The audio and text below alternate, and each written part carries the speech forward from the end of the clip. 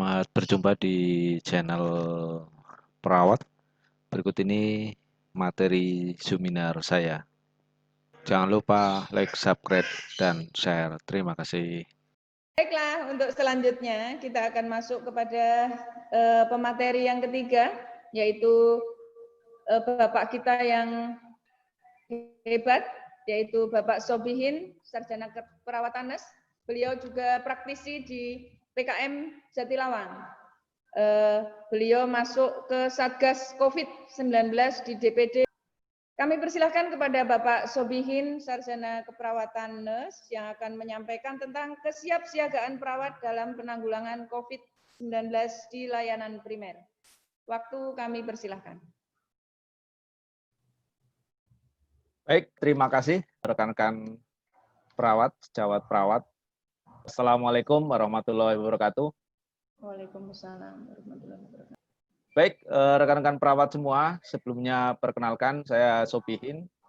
Pada siang hari ini saya diberi amanah untuk menyampaikan terkait dengan kesiapsiagaan perawat di layanan primer atau di puskesmas. Apa yang telah kami lakukan dan apa yang telah kami alami selama menjalankan tugas di puskesmas dalam rangka pandemi COVID-19 ini. Sebelumnya yang kami hormati Ibu Ketua, Bu Fajar, kemudian seluruh narasumber.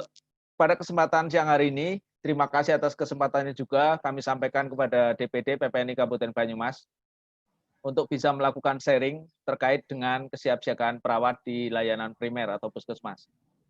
Semoga apa yang nanti kami sampaikan bisa membuka ataupun cakrawala kita seperti apa kurang lebih perawat yang ada di puskesmas. Karena sepertinya selama ini bahwa perawat di puskesmas terkadang, mohon maaf, mungkin ada yang memandang sebelah mata seperti itu, terutama terkait dengan pandemi COVID ini. Kami sampaikan pengalaman kami dalam rangka seminar PPNI yang diselenggarakan oleh DPD PPNI Kabupaten Banyumas. Garis besar yang akan kami sampaikan, yang pertama adalah pendahuluan, kemudian peran dan fungsi perawat di puskesmas, ketiga kesiapsiagaan di layanan primer atau di puskesmas, dan yang keempat adalah kesimpulan. Dengan harapan setelah apa yang kami sampaikan, rekan-rekan semua mampu memahami peran kami, peran perawat yang ada di layanan primer, dan juga mampu menerapkan peran perawat yang mungkin sedikit banyak tadi sudah disampaikan oleh pemateri kedua, Bapak Wahyu Jatmiko. Kemudian juga mampu memahami kesiapsiagaan perawat di layanan primer. Sehingga harapannya nanti teman-teman yang ada di perawat di puskesmas sudah tidak lagi mengalami panik kalau terkait dengan ekonomi panic buying. Tetapi kalau dengan ini maka tidak ada lagi perawat yang akan di puskesmas itu terjadi kepanikan terkait dengan pasien. Artinya bahwa terkadang begitu ada ODP yang datang ke puskesmas saja, perawat puskesmas sudah panik. Ya, semoga ke depan tidaklah demikian, tetapi yang ada adalah kewaspadaan. Kemudian yang ketiga adalah memahami fungsi perawat di layanan primer atau di puskesmas. Sebagaimana kita ketahui bahwa COVID-19 muncul di awal tahun 2020 yang menjadi masalah kesehatan dunia, dan khususnya 31 Desember 2019, WHO menyebutkan sebagai klaster pneumonia telah ditemukan dengan etologi yang tidak jelas di Wuhan, Provinsi Hubei, Cina. Kemudian pada tanggal 30 Januari 2020, WHO menetapkan COVID-19 sebagai Public Health Emergency of International Concern, yaitu kedaruratan kesehatan masyarakat yang meresahkan dunia. Jadi sudah bukan lagi meresahkan beberapa orang, beberapa negara, tapi sudah meresahkan dunia. Ini kurang lebih gambaran perjalanan COVID sampai dengan di Indonesia. Tadi diawali di 31 Desember 2019 di Wuhan, Cina. Kemudian WHO menetapkan sebagai pandemik di 30 Januari. Kemudian 3 Februari Indonesia sudah melakukan pembatasan penerbangan, sementara baru fokus ke Cina. Kemudian di 12 Februari WHO menetapkan bahwa 2019 nCoV menjadi COVID-19 yang merupakan singkatan dari Coronavirus Disease 2019. Dan ternyata di Indonesia melaporkan kasus yang pertama, 2 kasus konfirmasi COVID-19 adalah pada tanggal 2 Maret 2020. Bahwasanya coronavirus 19 jenis penyakit baru yang belum pernah diidentifikasi sebelumnya pada manusia, dan literatur masih sangat sedikit ya, terkait dengan segala sesuatunya, baik cara penularan, baik cara masa inkubasinya, dan sebagainya. Seperti itu. Masih banyak kemungkinan penemuan-penemuan baru. Seperti itu. Kemudian, saat ini bahwa COVID-19 dapat menular dari manusia ke manusia melalui percikan, batuk, bersin, atau droplet. Dan penularannya adalah tergolong sangat masif. Jadi artinya dalam waktu yang singkat ternyata hampir 2 bulan, 3 bulan seluruh dunia hampir terkena. Jadi penularannya sangat masif. Nah, maka tadi sebenarnya ingin saya sampaikan peran perawat di layanan primer. Tadi beberapa sudah disinggung atau disampaikan oleh Pak Wahyu, bahwa peran perawat di layanan primer terkait dengan COVID-19. Yang pertama adalah tentunya sebagai pemberi pelayanan asuhan keperawatan. Di puskesmas, perawat mempunyai sesuatu yang unik. Ya. Jadi berbeda dengan mungkin perawat-perawat yang ada di rumah sakit, terutama dalam hal pemberian asuhan perawatan di masa pandemi. Bahwa nanti dari mulai sasaran, dari mulai ruang kerja perawat di puskesmas, itu berbeda dengan mungkin teman-teman yang ada di rumah sakit. Kami mempunyai ruang yang lebih luas, ya, lebih lebar dengan wilayah kerja puskesmas. Kemudian kompleksitasnya dari struktur usia, kami tidak disekat-sekat dari ruangan anak, ruangan ICU, ruang IGD, ruang lansia, seperti itu. Kami istilahnya cover semua. Dan kami juga sasarannya mempunyai keunikan sendiri.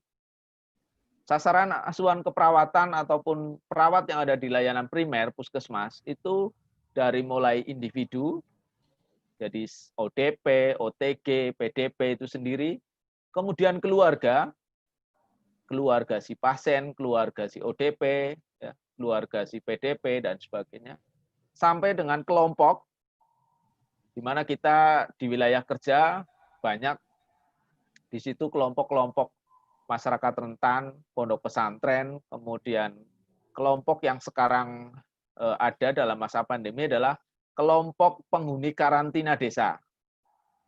Dan juga masyarakat itu sendiri. Sehingga ruang lingkup perawat di puskesmas bisa dibilang sangat luas dan sangat kompleks. Kemudian peran perawat yang selanjutnya adalah advokasi, bahwa perawat di layanan primer puskesmas harapannya bisa melindungi hak-hak pasien, hak-hak para ODP keluarga, di mana di situ untuk menghindari stigmatisasi. Bagaimana kita sudah berusaha untuk mengadvokasi, karena kebetulan saya yakin ini juga dialami oleh teman-teman yang ada di puskesmas lain. Bagaimana kami di Jatilawang mengadvokasi agar keluarga dan pasien yang rapid positif, yang PDP pulang, kemudian diterima kembali oleh masyarakat. Itulah fungsi juga advokasi sebagai perawat. Kemudian fungsi pendidik. Tadi disampaikan peran pendidik adalah memberikan edukasi. Dan seperti tadi yang kami sampaikan, edukasi itu tidak melulu, mungkin kalau di rumah sakit edukasinya lingkupnya lebih sempit pada pasien, keluarga. Tetapi kami atau harapannya perawat di layanan primer mampu mengedukasi lebih luas dari si pasien, dari keluarga, lingkungan RT, sampai dengan lingkungan desa. Kemudian sebagai koordinator, dan saya yakin perawat di puskesmas banyak sekali, yang mungkin dijadikan sebagai koordinator Satgas COVID Puskesmas atau sebagai koordinator tim tanggap darurat cepat untuk COVID. Di mana bahwa teman-teman juga mengkoordinir dari mulai SDM-nya, transportasinya, komunikasi, dan segala sesuatunya, sampai dengan persiapan APD-nya. Kemudian perawat di layanan primer juga harapannya berperan sebagai kolaborator, yaitu untuk bisa mengkolaborasikan sesama tim kesehatan antara dokter, ahli gizi, surveillance, promkes, dan analis. Kemudian peran berikutnya adalah konsultan, yaitu sebagai tempat konsultasi. Dan saya yakin semua perawat mengalami ini. Ya.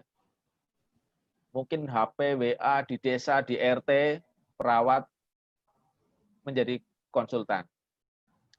Nah, ini peneliti. Ini memang yang masih sangat sedikit, yaitu peran perawat di layanan primer sebagai peneliti. Tetapi paling tidak harapannya adalah bisa sebagai surveyor. Sehingga tolong teman-teman yang ada di layanan primer, perawat-perawat yang ada di layanan primer, silakan database terkait dengan pandemi COVID ini, tolong bisa disimpan. Siapa tahu nanti data itu akan berguna. Bisa untuk melihat data demografi, penyebarannya, usia, sampai dengan resiko-resiko kerentanannya. Dan ini tadi yang baru saya dapatkan, ternyata peran perawat di layanan primer yang baru saya dapatkan tadi mengikuti seminar pagi hari yang diselenggarakan oleh DPW, ternyata ada tambahan. Selama pandemi COVID, mungkin sebenarnya ini sudah berlangsung lama. Tetapi bahwa peran yang ini adalah referral role atau sebagai perujuk, baik itu pasien ODP, PDP, ya, menjalankan sistem rujukan dan sistem komunikasi rujukan. Di mana perawat puskesmas, ini sudah menjadi kesepakatan dengan rumah sakit, apabila akan melakukan rujukan, biasanya melakukan komunikasi terlebih dahulu dengan rumah sakit yang akan dituju. Harapannya biar tidak terjadi missing komunikasi. Nah, ini seperti yang tadi saya sampaikan bahwa sasaran pelayanan perawat di layanan primer, ya, jadi ada individu, keluarga, kelompok, dan masyarakat. Kemudian, tadi juga sudah saya singgung bahwa wilayah kerja perawat di layanan primer, khususnya puskesmas, yang pertama adalah wilayah kerjanya luas, melingkupi satu kecamatan. Kalau satu kecamatan, satu puskesmas. Mungkin ada yang satu kecamatan, 2 puskesmas. Kemudian kompleks, di mana pelayanannya adalah di luar gedung maupun di dalam gedung. Jadi kalau mungkin teman-teman yang di rumah sakit, pelayanannya adalah hanya pelayanan di dalam gedung. Tetapi kalau teman-teman perawat yang ada di layanan primer, puskesmas, maka jenis pelayanannya adalah di dalam gedung dan di luar gedung. Dalam gedung tentunya pelayanan rawat inap, kemudian rawat jalan, dan di luar gedung seperti tadi. Kita ke keluarga, ke masyarakat untuk melakukan pelayanan ataupun kesiapsiagaan pandemi COVID. Kemudian rentang usia, tadi sudah saya sampaikan bahwa untuk perawat yang ada di puskesmas dalam pandemi COVID ini, hampir semua rentang usia ibaratnya adalah di-handle. Kemudian alur pelayanan. Perawat yang ada di puskesmas harus siap siaga dari mulai alur pelayanan screening, kemudian rujukan, sampai dengan kita biasanya adalah penjemputan. Pasien yang selesai perawatan, hasil swab negatif, kita lakukan penjemputan, kemudian kita lakukan advokasi kepada keluarga, kepada masyarakat untuk dapat diterima kembali. Kemudian kesiapsiagaan meliputi kesiapsiagaan SDM, di mana perawat terlibat aktif dalam tim siaga COVID, tim gerak cepat, biasanya berdasarkan SK Kepala Puskesmas. Kemudian kesiapsiagaan itu juga meliputi kesiapsiagaan terhadap jejaring lintas program, di mana perawat harus bisa mengambil peran penting dalam kerjasama lintas program puskesmas. Juga jejaring lintas sektoral, Forkompincam, desa, pendidikan, dan organisasi masyarakat. Dan kami di layanan primer biasanya waktu kerjanya tidak terpatok dengan shift. Ya. Jadi kami hampir 24 jam. Ya, hampir 24 jam artinya bahwa bisa saja sebuah desa, sebuah kelompok membutuhkan kehadiran perawat terkait dengan edukasi, malam hari harus siap. Kemudian saya sendiri pernah mengalami kesiapsiagaan perawat di puskesmas adalah pernah di wilayah kerja Puskesmas Jatilawang ada warganya yang akan pulang dari Goa, ya, Makassar. Ternyata masyarakatnya itu tidak ada yang berani untuk menjemput. Kemudian dari kepala desanya menghubungi puskesmas dan akhirnya perawatlah yang gerak untuk bisa menjemput dari tempat si masyarakat itu turun dari kendaraan transportasi umum, kita jemput pakai ambulan, kita antar ke lokasi karantina mandiri di rumahnya, kita edukasi masyarakat, dan kita persiapkan masyarakat. Kemudian kesiapsiagaan perawat di layanan primer tadi adalah terkait dengan SDM, maka harus disiapkan SDM perawat baik dari sisi ilmunya. Jadi silakan teman-teman perawat jangan pernah bosan-bosan untuk mengupdate tentang pandemi COVID. Karena pandemi COVID itu perkembangannya sangat pesat. Baik dari mulai cara penularan dan sebagainya, informasinya sangat pesat. Kemudian kita juga harus siap dalam hal fisik. Jadi teman-teman perawat yang ada di puskesmas juga tolong harus bisa melakukan sebuah kesiapsiagaan secara fisik. Jaga kesehatan, kurangi begadang yang tidak perlu, misalkan seperti itu, istirahat cukup, dan sebagainya. Kemudian kesiapsiagaan secara mental. Tadi saya juga mengikuti yang disampaikan oleh Prof. Budi Anaka Liat, bahwa di mana pada saat pandemi COVID seperti ini, kondisi mental adalah sangat penting. Termasuk teman-teman untuk tidak stres, seperti itu. Dan juga spiritual. Jadi mari kita sama-sama perawat yang ada di Kabupaten Banyumas untuk tetap menjaga, menyiapkan keilmuan kita, fisik kita, mental kita, dan spiritual kita. Kemudian kesiapsiagaan perawat di puskesmas yang tidak kalah penting adalah dari Sarpras itu sendiri. Bahwa kita ketahui adanya keterbatasan APD, alat bantu yang lainnya. Tetapi apapun itu kita harus tetap berpedoman pada standar pedoman APD yang telah ditentukan oleh pemerintah. Kemudian kesiapsiagaan berikutnya adalah dokumentasi. Jangan pernah lupakan dokumentasi yang telah dilakukan kita sebagai perawat, baik dokumen screening, laporan, asuhan keperawatan, maupun evaluasi kegiatan.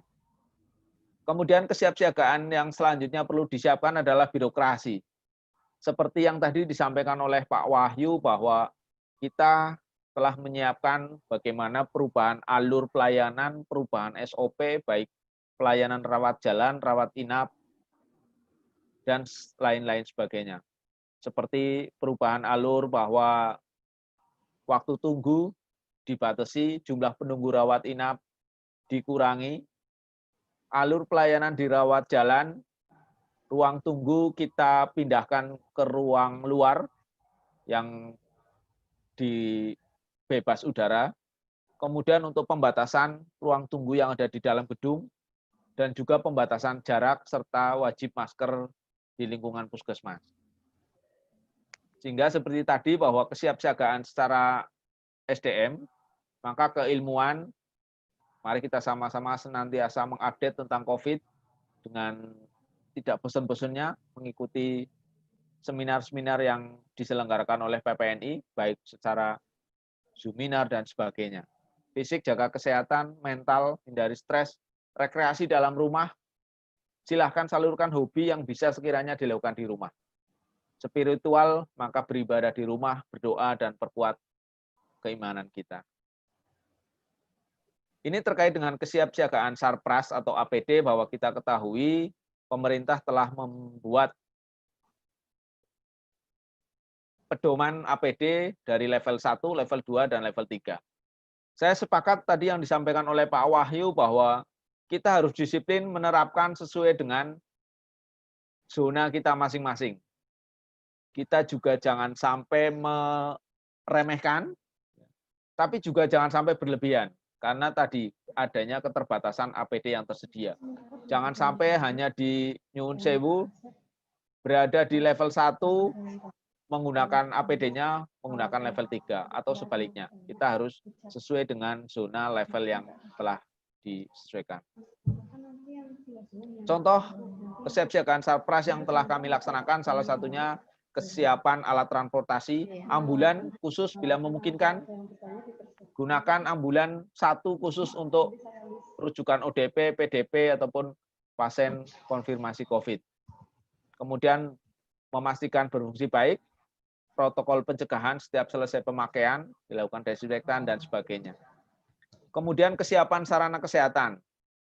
Disiapkan ruang isolasi, triase UGD melalui screening, ODP, kemudian alat-alat kesehatan, prosedur PPI, cuci tangan dan hand sanitizer, dan lain-lain sebagainya. Dan jangan lupa kesiapan alat komunikasi, baik telepon, email, media sosial, dan media lainnya yang ada di Puskesmas. Optimalkan semua dalam rangka untuk menunjang pandemi COVID 2019. Kesiapan logistik, alat penunjang juga perlu dikomunikasikan terkait dengan obat-obatan, alat kesehatan, dan APD. Kemudian kesiapan bahan-bahan edukasi, leaflet, brosur, dan banner. Ini beberapa gambar yang telah kami siapkan, kami modifikasi, kita sesuaikan dengan pedoman pelayanan COVID. Ada screening termogan di depan pintu, kemudian ruang tunggu kita pindah di luar gedung. Kita juga sediakan poli COVID di luar gedung, kemudian ambulan khusus untuk pandemi COVID, dan APD untuk petugas yang melaksanakannya. Kesiapsiagaan secara dokumentasi meliputi screening, deteksi dini, format yang disediakan oleh pemerintah, disertai dengan surat pernyataan. Karena surat pernyataan ini berkembang setelah banyaknya kasus pasien tidak jujur, seperti itu. Pasien tidak jujur terkait dengan mungkin perjalanan dan sebagainya. Kemudian laporan, data laporan yang berjenjang dari mulai puskesmas, data wilayah kerja, jumlah ODP, OTG, dan sebagainya, harapannya adalah satu pintu sehingga tidak ada data yang berbeda. Kemudian catatan dari asuhan keperawatan, kita sebagai perawat tentunya askep seperti tadi yang disampaikan oleh Ibu Ketua, dokumentasi asuhan keperawatan adalah wajib seperti itu. Karena dalam masa pandemi COVID ini asuhan keperawatan bisa diberikan kepada individu OTG, ODP, PDP maupun COVID pada saat berada di wilayah kerja puskesmas. Bisa juga dilakukan asuhan keperawatan keluarga. Kemudian evaluasi meliputi data evaluasi deteksi dini, laporan, dan evaluasi askep. Ini beberapa contoh screening dan surat pernyataan yang kita siapkan dalam rangka pandemi COVID. Kemudian, birokrasi yang telah kita siapkan salah satunya alur pelayanan, kita sesuaikan dari mulai pendaftaran, kemudian tadi pembatasan pengunjung yang ada di dalam. Kemudian dari SOP pendaftaran, SOP APD, SOP PPI, SOP triase, kita siapkan dan kita sesuaikan dengan pedoman penanggulangan COVID. Kebijakan, kita juga melakukan kebijakan waktu pelayanan, prasyarat pelayanan, waktu tunggu, dan sebagainya, kita sesuaikan. Kemudian aturan internal puskesmas, dari waktu berkunjung, jumlah pengunjung, wajib masker, dan sebagainya. Ini beberapa alur yang kita inovasikan sesuai dengan pandemi COVID, bahwa alur poli COVID di Wisma Jatilawang juga kita siapkan, desinfektan setiap selesai pelayanan, dan SOP dalam pelayanan pasien dalam pemantauan, PDP, ODP, dan sebagainya. Fungsi perawat di pelayanan primer juga dalam rangka screening, deteksi dini, dan penemuan kasus. Ini bisa berjalan di rawat jalan, di UGD maupun di puskesmas. Kemudian fungsi tracking, penelusuran kasus, seperti yang telah kita lakukan terhadap klaster goa yang ada di wilayah Puskesmas Jatilawang. Dan saya yakin ini juga dilakukan di puskesmas lainnya. Kemudian monitoring, yaitu pemantauan individu, keluarga, kelompok, dan masyarakat. Yang di mana tujuan utamanya adalah dalam rangka pencegahan penularan dan pengendalian COVID-19. Kesimpulan yang dapat saya sampaikan terkait dengan perawat yang ada di layanan primer terkait dengan kewaspadaan COVID. Yang pertama, bahwa perawat diharapkan senantiasa siap siaga dalam pencegahan dan pengendalian COVID. Perlu diketahui bahwa perawat di pelayanan primer, wilayah luas dan kompleks serta sasarannya majemuk. Kemudian perkembangan penyakit, maka senantiasa update selalu keilmuan. Kemudian APD wajib dan disiplin diri oleh perawat. Harapannya adalah kita mencapai sebuah kemenangan dari COVID-19. Kemudian yang ingin saya sampaikan, ini tadi juga sepakat dengan motivasi yang disampaikan oleh host Mbak Nunung, bahwa kita tidak tahu COVID-19 pandemik ini akan sampai berapa lama. Jadi mari kita sama-sama terapkan strategi, jangan habiskan energi kita untuk saat ini saja, karena kita maraton, kita masih jauh, kita belum tahu waktu yang harus kita tempuh, apakah sebulan, 2 bulan, 3 bulan. Jadi ibarat kita peserta maraton, kita harus mengatur energi kita. Perlu strategi jitu untuk ketahanan perawat, ketahanan diri kita untuk bisa sampai di garis finish. Jangan sampai kita habiskan energi kita saat ini, ternyata nanti di masa puncak justru kita kelelahan. Terima kasih, itu yang dapat saya sampaikan. Semoga perawat hebat dan akan semakin hebat. Semoga apa yang saya sampaikan bermanfaat. Dan mohon maaf apabila ada kekurangan, kesalahan. Sekali lagi terima kasih kepada DPD PPNI Kabupaten Banyumas, Ibu Ketua, dan seluruh panitia. Saya akhiri, wassalamualaikum warahmatullahi wabarakatuh. Waalaikumsalam warahmatullahi wabarakatuh. Ya, terima kasih Pak Sobihin atas materi yang telah disampaikan. Perawat hebat, masyarakat sehat ya Pak Sobihin. Ya, amin. Jadi tadi sudah disampaikan, membuat wawasan kita bertambah, terutama kita yang ada di rumah sakit. Ternyata teman-teman yang di layanan primer begitu luas cakupan pelayanannya.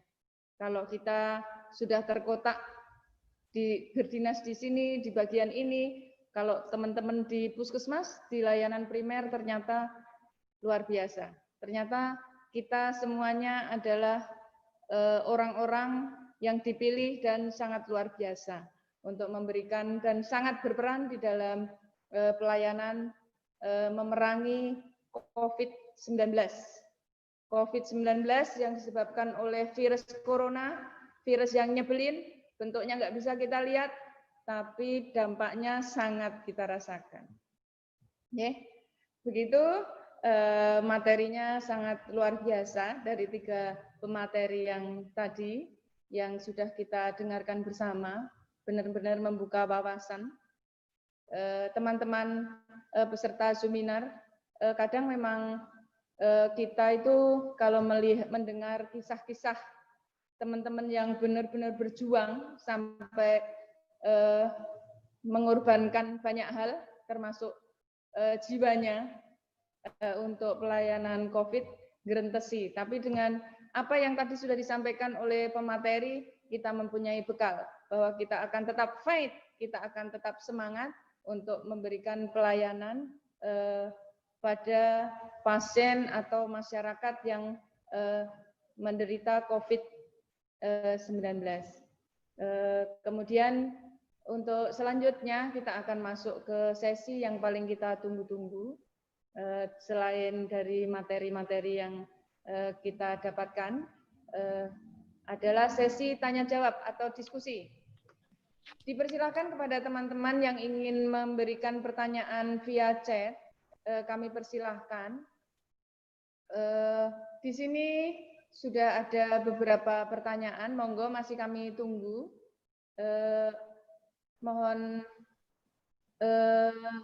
dipersilahkan untuk menuliskan pertanyaannya kepada siapa ditujukan, kepada pemateri siapa ditujukan, silahkan untuk dituliskan.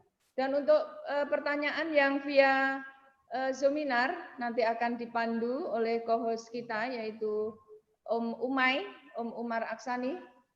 Monggo Om Umar akan segera dimulai untuk pertanyaan via Zoominarnya atau yang via chat dulu kami. Yang via chat dulu. Via chat dulu. Ya, siap. Ini yang pertama saya dapatkan dari untuk siapa ini? Sebentar.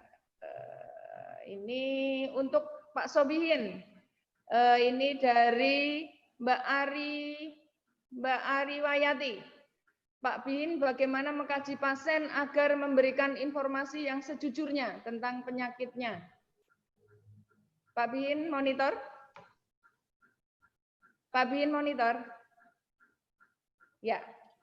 Kemudian karena Pak Bihin, ya, kita lanjut. Ya, karena Pak Bihin terputus, kita lanjut ke pertanyaan Ya, siap. dari. Oh siap, ya, oke, siap. Monggo Pak, itu ada pertanyaan dari Ibu Umyati tadi, bagaimana agar pasien memberikan informasi yang sejujurnya tentang riwayat penyakitnya.